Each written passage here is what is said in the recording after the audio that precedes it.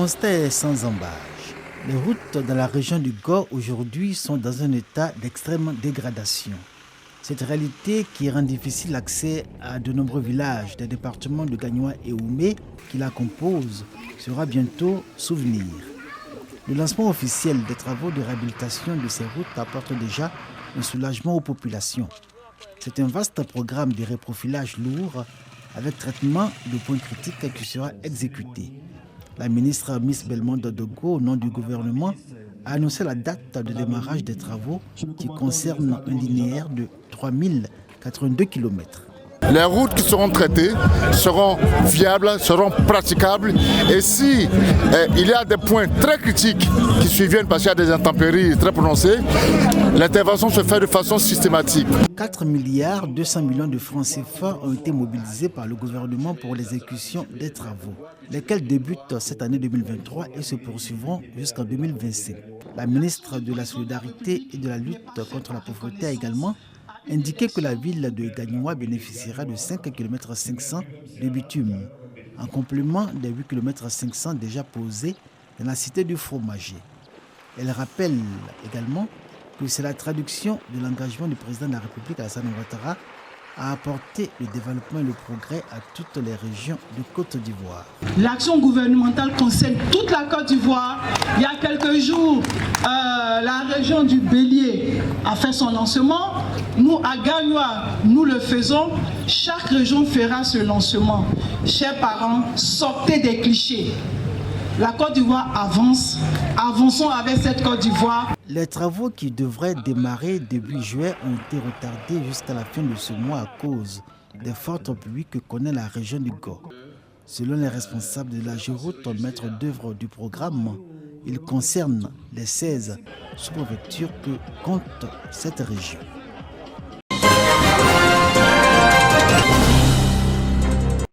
La pédiatrie se définit comme la médecine des enfants. Ces médecins et autres spécialistes de cette science ont choisi Yamoussoukro pour le 10e congrès qui est initié concomitamment avec les 19e journées de la Société ivoirienne de pédiatrie. Un thème central qui définit une trajectoire à suivre, santé de l'adolescent, défis et perspectives. L'attention particulière que requiert l'adolescent et le caractère holistique de sa prise en charge ont guidé le choix des thèmes d'échange qui porteront sur la santé sexuelle et reproductive, le traumatisme, la violence, les maladies transmissibles et non transmissibles, la nutrition, la santé mentale et la consommation des substances psychoactives. Ce 10e congrès a passé en revue l'actualité de la pédiatrie, les grandes innovations et a surtout servi de cadre à un partage d'expériences. Le congrès a formulé des recommandations pour la prise en charge des adolescents par des pédiatres. Une rencontre saluée par le représentant du parrain du congrès, Dr Eugène Akaoulé, président du Conseil économique, social, environnemental et culturel.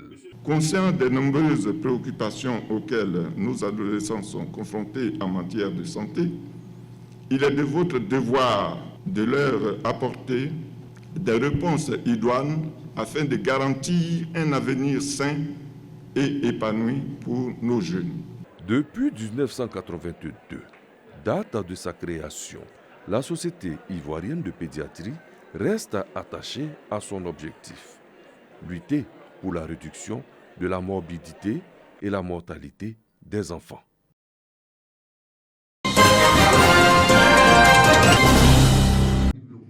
Atelier de démarrage du projet de renforcement des capacités de recherche du CRD, le Centre de recherche pour le développement de l'Université Alassane Ouattara.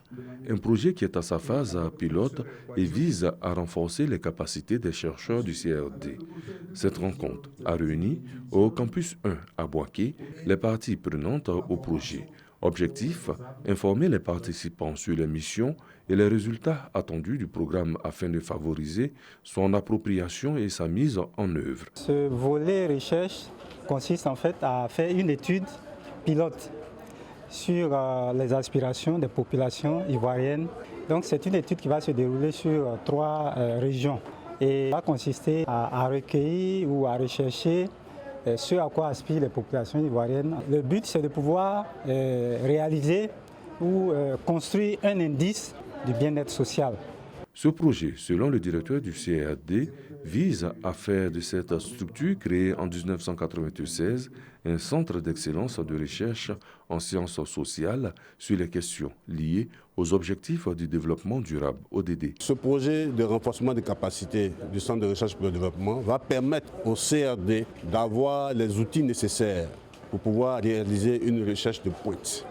C'est-à-dire en matière de formation, les chercheurs du CRD seront formés au montage du projet, au monitoring du projet et seront formés à la valorisation des résultats de la recherche et à la diffusion des résultats de la recherche.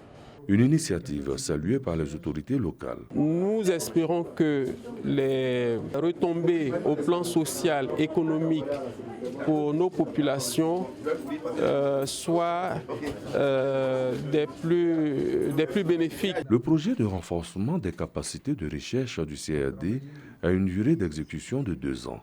Il est financé à hauteur de 80 millions de francs CFA par l'Agence française de développement AFD via le Global Development Network, GDN. Un financement dans le cadre de la promotion de la recherche en sciences sociales en Afrique francophone.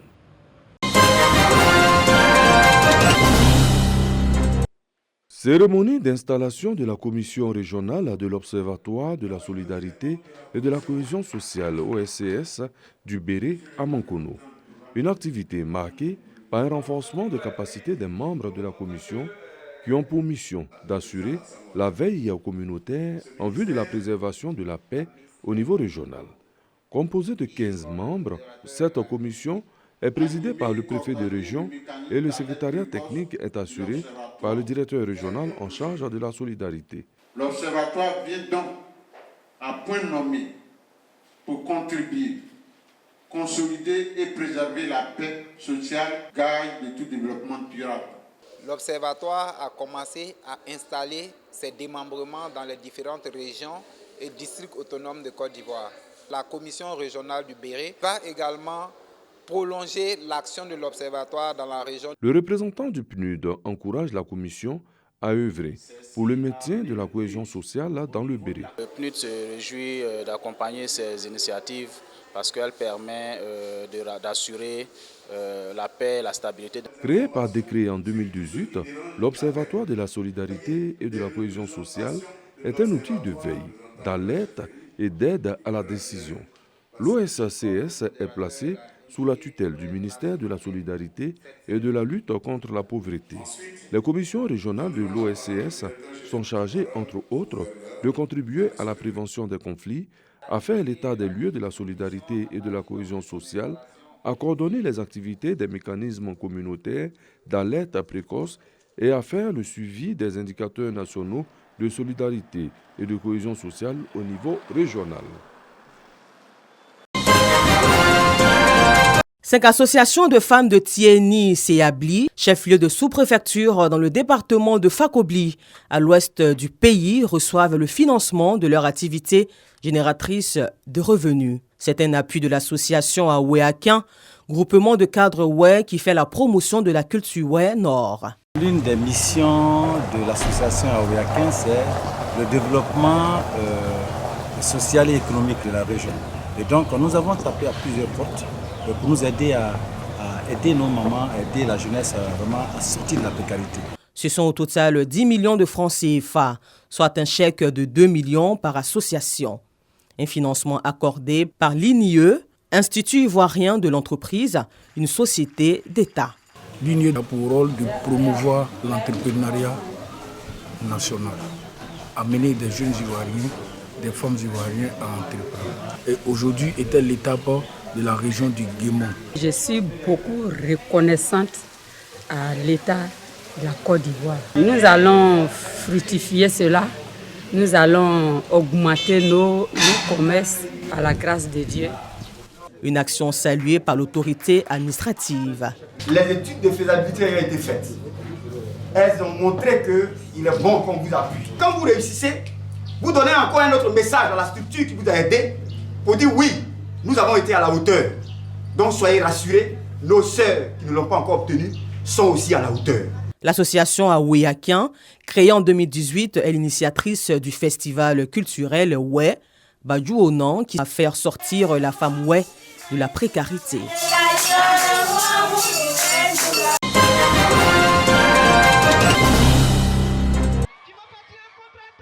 Ce tournoi de football, qui a sa première édition, est doté du trophée du ministre de l'économie et des finances, Adama Koulibaly.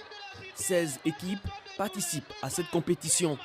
Lors du match d'ouverture opposant les quartiers Belleville et cité Sogefia, le représentant du parrain du tournoi salue la grande mobilisation des jeunes, témoignant ainsi de leur intérêt pour le sport et le renforcement du vivre ensemble entre les communautés. Le ministre a toujours été aux côtés de la jeunesse, leur dit que le sport là est un facteur important de rapprochement et les occuper sainement pendant ces vacances. Et donc je voudrais les inviter à vraiment faire du fair play comme le ministre lui-même est quelqu'un qui est ouvert. Il faut que nos jeunes prennent comme exemple dans tout le processus qui va entourer ce match. Claudie Yao a exprimé le souhait du ministre de l'économie et des finances de voir la jeunesse de Dimbokro faire de cet événement un facteur de rassemblement, de rapprochement et d'occupation saine pendant les vacances scolaires. Le match d'ouverture a vu la victoire de l'équipe de la Cité sur celle de Belleville par le score de 2-1. Le lancement du tournoi a été animé par le défilé des équipes participantes et des messages de paix.